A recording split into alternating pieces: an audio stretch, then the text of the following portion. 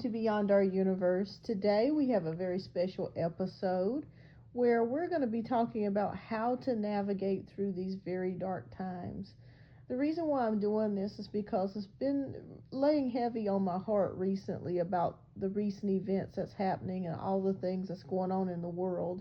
And I feel like right now that people need advice, they need help, they need love, they need compassion more than ever. So I hope that this talk today that we're going to do is an eye opener for you and can also shed some light if you're going through some very, very dark or experiencing some hard times. So today I have a very special guest with me, Carmen. Welcome, Carmen, to the show. Thank you. I'm very happy to be here. Well, awesome, awesome. Well, thank you so much, and thank you so much for everyone tuning in today. This is going to be a rather short show, but packed with a lot of good tidbits and information. So what we wanted to kind of talk about first is the big elephant in the room, the economy.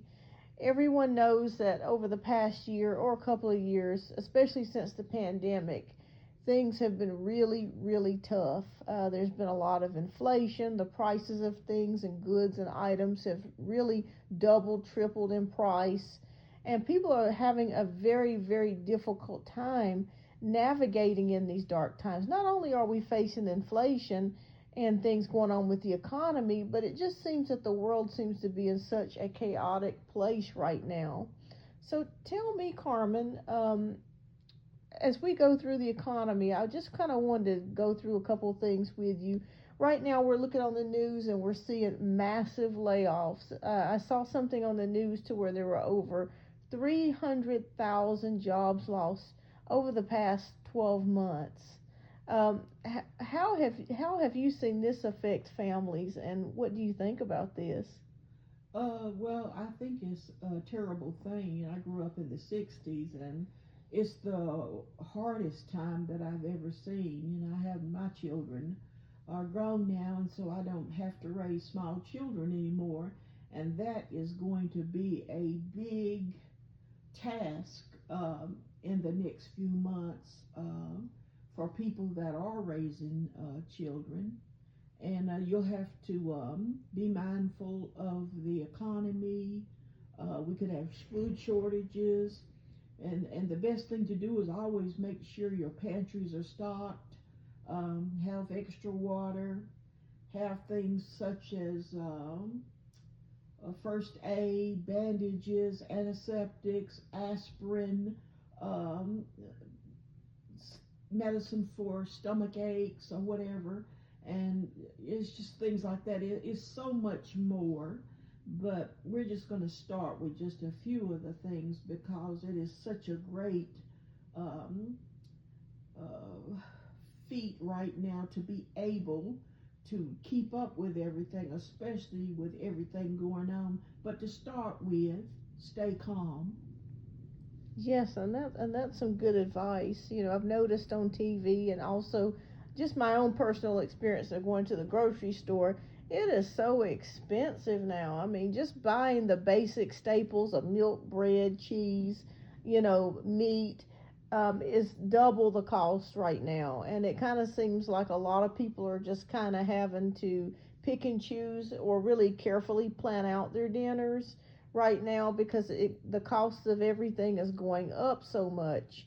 I happened to notice on the internet, I was just listening to a show about the economy not too long ago, and it was saying that basically right now, for someone, your basic average person, to live a comfortable life, you would need to at least make $66 an hour to live comfortably in this economy. That is astronomical. It used to be, back in the 80s, the 90s, $20 an hour or 25 or less could really give you enough to at least, pay your necessities, pay your house payment, your car payment, basically meet all of your needs. You may not have a whole lot to spend, but it would be enough to basically cover the cost of what you needed it to cover. And right now, people are really struggling. They're having to work, two jobs and have a side hustle, or they're having to work a lot of overtime to try to make ends meet. I see families also moving back in together as well, or groups of people moving back in together, um, in order to cover costs and to keep things down. I'm also seeing too, and I'm sure saw this too on the news, where a lot of people in healthcare, doctors and nurses, are getting laid off because of things that's been happening, and that's very scary to feel like, the hospital that you may need to go to or the clinic that you may need to visit may not be there anymore because it's closing down, due to, some things that are changing. Um, when you first started out, when you were raising your family, when you think about some of the toughest times that you faced, what helped you get through it? Like, what gave you the courage and the strength to get through it? Well, first of all, I had a relationship with my Creator, and I prayed at all times. And there was times, I'll just be honest with you, I thought I was going to lose it, because when you're a single mother, it is just, or a single father, it's basically desperate times. I got divorced early on because my husband was an alcoholic, and I had to do it by myself. I had to walk alone. I didn't have any family members or anybody that would willing to help me or give me a helping hand. So to be honest with you, I worked my ass off. I worked 2 and 3 jobs at all times, and I just kept my nose to the grind. I didn't miss a beat. I didn't try to buy expensive things. And when we do our next video on this, I'm going to tell you how I did it as far as feeding 3 children on $20 a week. And they were, like I said, they were very hard times. And we did the best we could. And then God did the rest for me, because it was just a very terrible time, not only for me, but for a lot of people. Those 70s and 80s and some of the 90s was really difficult times. Yes, yes, I can only imagine being a single mother and then being divorced as well. How difficult that would be to manage to take care of yourself and to manage to take care of your family as well. I know that had to be stressful, and I can't even imagine what it would be like now for single mothers and single fathers who are trying to take care of their families and trying to keep everything together. It took a while for me to get back to myself, because I'll be honest with you, I was a very angry person during those years, because I would say, why me? Why me, God? Why do I have to go through these things? I'm a good person. But it doesn't have to do with about anybody being good or bad. It just is. And we just have to really do the best we can with what we have, and keep our sanity. That's the number one thing. Stay strong through it. Yes, yes, You absolutely. do have family. Oh, that's an added plus. That's wonderful. I didn't have anybody to help me, so that made it even more difficult. And another roadblock that's going to be very difficult is child care.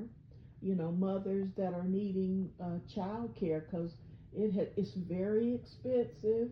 And even if your children go to school, you have to get somebody to get them off the bus, or to school in the morning, in the evening, or sometime you may have to, if you got a little one, you'll have to pay for child care altogether. So these times are hard, but just know that it doesn't last always, and you'll be glad that you were able to care for your children with the strength that you have when you get those kids grown and you see them graduate from college or graduate from high school and be able to go into different types of careers. Yes, yes, and that's the thing. That is something that I've been noticing as well in the times that we're living in. People are having a hard time keeping their mental health in check, because it's so much stress, there's so many problems, so many things for people to really, really worry about. And you're so right how important it is for us to have some type of spiritual grounding, or some sort of spiritual connection with whoever it is that you believe in, your creator, God, whoever it is that you connect with, to really get you through these tough times. Because right now we're at a crossroads. If we keep going the way that we're going, it's going to be really, really difficult for us to kind of get ourselves back. And both of us we have a very strong intuition about things, me and you, Carmen, do. And I have a sneaky suspicion that in the future, as far as economics go, there are going to be a lot of changes. And I see and I feel that communities are actually going to have to start coming together. People are going to actually start working together and coming together, because we'll have to in order to survive. I do feel like there's going to be some sort of like community type of thing going on, where people will actually be working together, maybe trading goods, like maybe like a trading post where somebody will decide, well, if you want to watch my children for a while, I'll fix your refrigerator, or I'll fix your car. It'll be some sort of trade or something, or negotiation that goes on between people, because it just seems like right now that's really what we're getting to. It feels like people are going to start being really autonomous as far as being able to create their own money, or create their own stability to a certain degree. We don't really have these jobs anymore to really depend on, and for us to really work at hardly anymore. So that's the scary thing. But also comes change. And we as human beings, we're very resilient and we're very adaptable. And I do feel like as time goes on, we're going to find more ways to adapt. But if things just keep going the way that they're going, it's going to be a bumpy ride. It's going to be pretty scary for a while before it gets better. And you're so right. And those times are on the way. And we know that. So we prepare for it now. And the stress levels will be off the chart. Even back in the 70s and 80s and 90s, when I was raising 3 children, my stress level was, actually, it made me sick. I ended up in the hospital several times trying to juggle all these different things. But through the help of the Almighty God, I was able to somehow get through it. And we just have to realize that when you have a problem, stop what you're doing, don't go to pieces, just stay at night before you go to bed, talk about that problem to your Creator, sleep on it, and then hopefully the next day you'll have an answer. And God does give you answers, but you have to call on Him first before that you can get the answers that you need. But I'd say most of us will come through this victorious if we just do the things that we need to do, and not lose our cool and become frantic over things and say, I give up. You can't give up, especially if you have children. There's no way that you can give up. You have to keep going. As they say, I think it's Winston Churchill, if you're going through hell, keep going. Wow, that's such an important statement. I always love to hear that statement from Winston Churchill, because it's the absolute truth. A lot of times when you see elderly people that's in their 90s or 100 or 80 or, years old, and you sit and you wonder to yourself, especially in these times, man, you would have to be an extremely strong person to be able to navigate your life 80 years, 90 years, 100 years, and still be here, and still, have your mental faculties, and be able to take care of yourself, have a roof over your head, all of those things. It takes a very strong person to be old. I mean, to get old. It definitely takes a lot of mightiness and a lot of strength. So this comes to my next question. How important do you think faith, hope, and spirituality is when we face uncertain times? Oh, they mean everything. Faith, hope, and spirituality means the difference between life and death, because people can get to a place where they just give up, or they could be in such despair they just feel like, what's the use in doing this anymore? I'm not getting anywhere.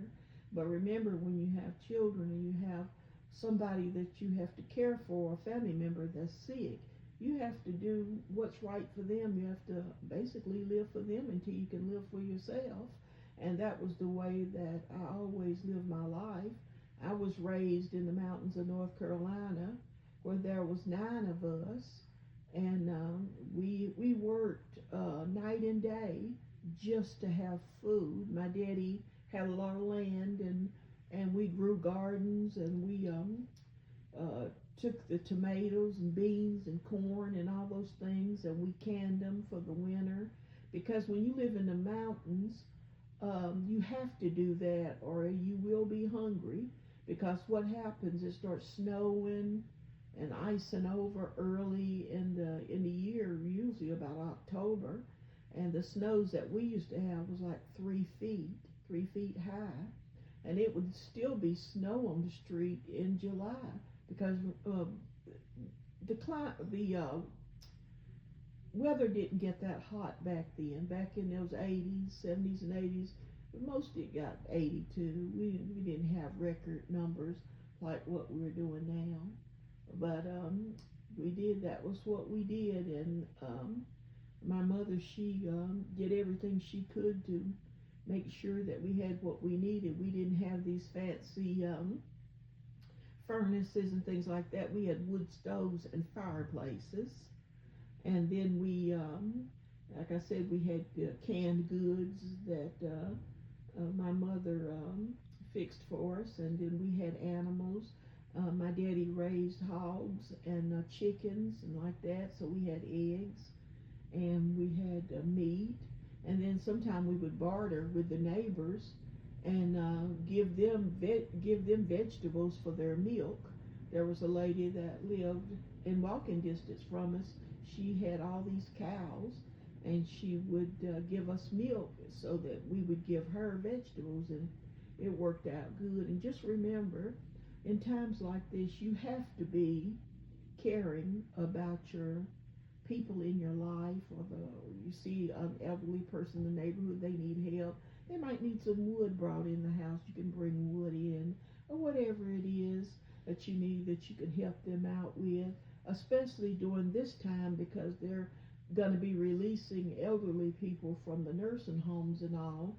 And it makes me want to cry when I say that, because I've never seen anything quite like that before. The closest I ever come to that was in 1983 when we had a recession. And I think Reagan was in at that time, and we went through a short recession of about 3 months, and nobody was working, and people didn't have much to eat, and I had to be hospitalized. And when I was hospitalized, I only had one nurse, and she told me that she would do the best she could for me. And I told her, don't come in here unless it's absolutely necessary. I can take care of myself, and you go ahead and you do for the other people, because I knew that she had that whole floor of patients, and she got through it, and we got through it together. Wow. Well, it sounds like those times that you experienced back then were kind of going back to those days. It does. Yeah. It looks like it, and now the nurses are quitting and getting fired, and the doctors. So you're going to need to know about herbs and how to use them. And I'm actually an herbalist, and I love working with herbs and vitamins because they do work. They're a little slower than conventional medicine, but they do work. In fact, all of the medications we take have 25% herbs in them. So it does. Our medications do have herbs in them, and like I said, we can learn how to use those things, and they work effectively if we use them the right way. And we can't abuse them, just like we can't abuse standard medications and all. So we'll just do the best we can to help each other, and I know it'll work out. Yes, that's good to have a positive mindset, because that is so important, especially in these dark times that we are experiencing. We all need some sort of hope and faith to keep us going through. And so we wanted to talk a little bit about a few things that we can do right now to kind of help our situation. Some of you may already be doing this, but me and Carmen were just talking before the show about so many things. There are a few things that you can do to help yourself. One is to make sure that you're taking care of your health. Make sure that you're getting lots of sleep, you're drinking water, you're exercising. That physical exercise is so important if you're able to do that. If you need to take herbs that, for certain ailments or things, and also take your medicine too. I'm definitely pro medication. Definitely do what your doctor orders you or tells you to do. But herbs can also be so helpful, especially in things that common ailments that we have every day. But also, there are so many good things about these apps that we have, especially if you go out eat to restaurants or go to grocery stores.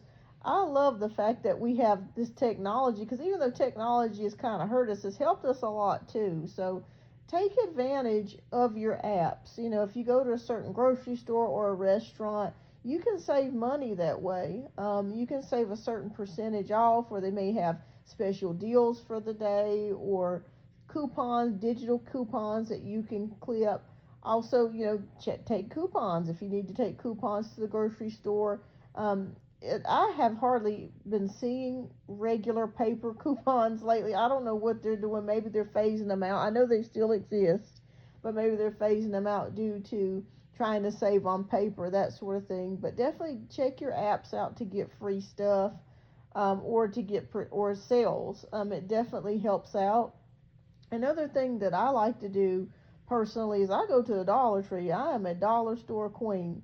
I'm telling you, if you need, if it's the holidays, somebody's birthday or Christmas or Thanksgiving, you can go and get so many items that are so cheap just for $1. Now, I know there's been controversy that Dollar Trees went up. Some items are like $1.50, $1.25, $3, $5, but still, that's still really cheap.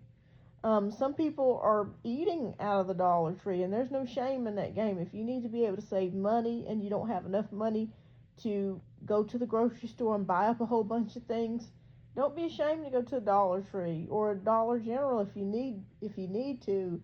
If you have Dollar Generals in your area, we're here in the South, so Dollar Generals are everywhere. I mean, if I looked at my bathroom, there would probably be a Dollar General. It's crazy how many Dollar Generals are here. I mean, it's just insane.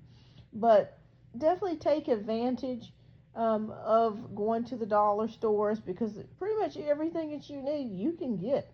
You can get it. Yeah, we're going to talk about that in our next video. And not only that, when we had the snowstorm of 95, it was almost 3 feet of snow out there. And I let the water run, in the bathrooms and in the kitchen. So that my pipes wouldn't freeze up, but they froze up anyway, so we didn't have any water that we could bathe in or anything. So I got a shovel and I went outside and I dug us out so I could pull my car out, and I put you guys in the car, and then I went to a motel, and I just booked us a room for a couple of days so we could get baths and get easy access to stores and things like that. But that takes planning. You have to plan for things like that. It's very important right now to plan. Yes, planning is very important. As the statement always says, as they used to say, if you don't, if you fail to plan, you plan to fail, and that is very true. But there are certain situations that you can't plan for, if natural disaster just happens out of the blue. But, if you are watching the news and you are paying attention to what's going on with the news, which I hardly ever watch the news, but whatever you watch, whether it's your phone, your tablet, your computer, just make sure that you plan accordingly to the natural disasters if you can, or if you're in position to do that. Make sure, and if they tell you to get out, definitely, make plans to get out. Don't stick around, because these natural disasters, as we transition into the age of Aquarius, they're radical, and they're pretty fierce.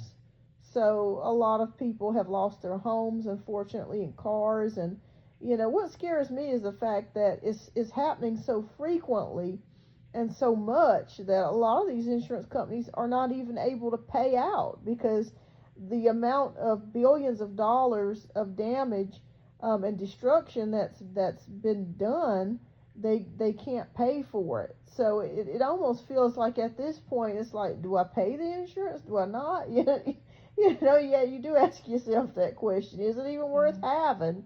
But I would say yes. I mean, but at the same time, just plan the best that you can. That's why it's so important for us to have a spiritual connection with our Creator, because when things go out of our hands, we have to have someone there or being there who's more powerful than we are to be able to help us get through it, because we're really going through it right now. Oh yeah, and we have to plan for things like if we lose our regular doctor, the one we love, the one we like to take the children to, or take family members or friends to. If we lose that doctor, if he quits, or for some reason he's not there anymore, we just have to try and find a way to help ourselves. And there again, that's with the study of herbs and vitamins and things like that. I've known people that I told them what to take, and they got cleared of cancer. And that doesn't mean that it's going to happen with every person, but if you have the faith you need. One thing about when you have an autoimmune disease, you don't want to deal with fear, because fear can make your illness much, much worse. You want to know that you got the mighty one, and he's the one that's there helping you, and he'll continue to help you. You just have to call on him and get your vegetables in, your water, your vitamins, your herbs, until you can see your way free to get another doctor, one that you like even half as much as the other doctor you had. And also, you may not even be able to get to a hospital. There might be just one hospital within 60 miles away, and that's not good, but we can get through it. If we really try, we can get through it. Wow. Well, thank you so much, Carmen, for taking the time out to speak with us today. And I greatly appreciate your words of wisdom. And I hope that this helps someone. It's just a small discussion that we were having. So it was on both of our minds to kind of come out with this and talk about it, because right now it's tough. And we understand how tough it is. And our prayers are with you. And we hope that we can all pray for each other so we can get through these difficult times. And so hopefully soon we'll come out with another episode of this. And Carmen, I'd love to hear some more information about the herbs since you're a herbalist, if you come back on next time and give us some information about that as well. I definitely will. But one of the biggest things, like I said, is to not have fear. You're always going to have some fear, but not just to where it just takes over to where you can't function. But to be strong, not have fear, love one another. I think love, when it's the greatest thing there is, as far as I'm concerned. And if I have, or when I have extra money, I give things to people that are in need, and to homeless people. We shouldn't even have any homeless people. I still don't understand that. But nevertheless, it's here. And if I had my way, it wouldn't be this. But the good Lord knows more than I'll ever know. So he's taking care of that. And like I said, it's about caring for one another. If you see something that you see an elderly person that needs help, help them. Take them to get coffee, give them some money. If that's all you can do, which that's wonderful when you give like that. And I can promise you, when you give from your heart and you put a smile on somebody's face, it's a beautiful thing. It radiates through your entire soul to help other people. And just know, this is the last thing I'm going to say to you. Love is always better. Yes, it sure is, Carmen. Well, thank you everyone for taking the time to spend with us today. And I hope that you guys have a wonderful and blessed rest of your day. And we'll see you on the next episode. Bye. Bye bye.